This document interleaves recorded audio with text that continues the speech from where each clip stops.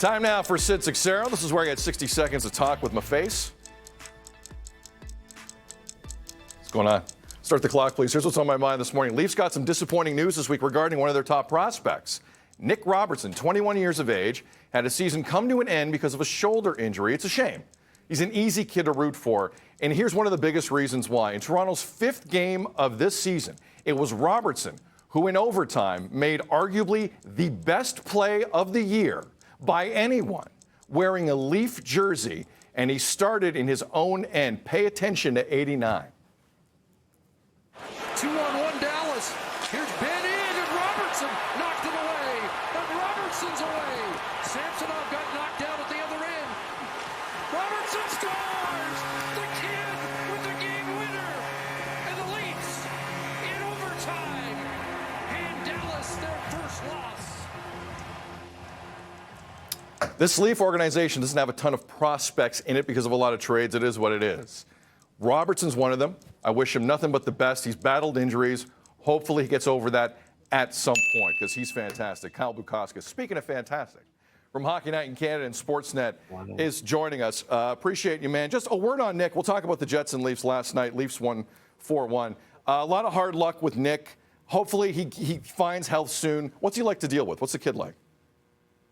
You know, he's very easy to deal with. That was a great call by Chris Cuthbert, by the way. Yes. But unfortunately, this has been kind of part of his story, right? Like he had a knee injury, I think, in the 56-game season.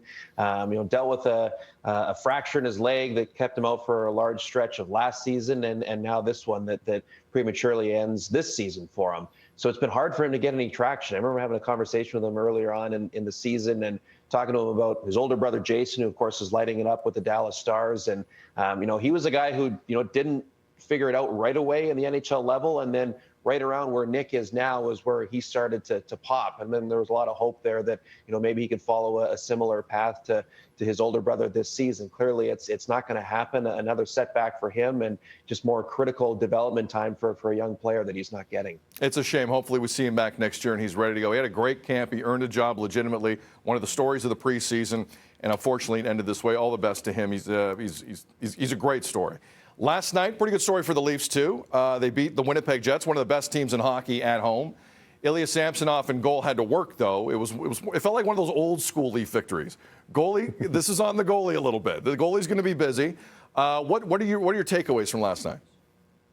Samsonov for sure, Sid, and you never have to apologize for good goaltending. I just think though, I had a bit of a speed wobble there for a few games around the holiday break, but it seems like he's kind of straightened himself out. I remember after the Detroit game a couple weeks ago, he said, "I feel like I've got myself back on track," and he's been more than solid in the starts since then. So, but for me, I thought that was the best Austin Matthews has looked all year. It's amazing that was only the second time this season he's put up multiple goals in one game. And you look back to last year, big reason why he was able to get to 60 is because those multiple goal nights were like old hat for him, right? He was just able to get in a rhythm. It seemed like he could score every shift. He looked a lot like that, I thought, last night against Winnipeg. And so that can only be seen as a good sign for Toronto as they head forward here.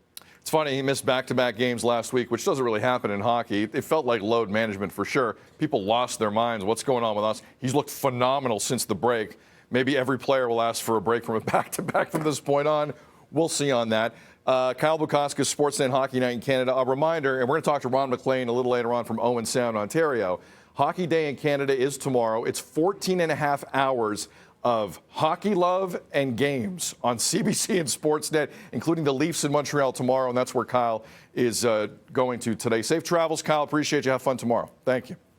Will do, Sid. Thanks, buddy. One of the best in the business, Kyle Bukauskas, and he's just getting started.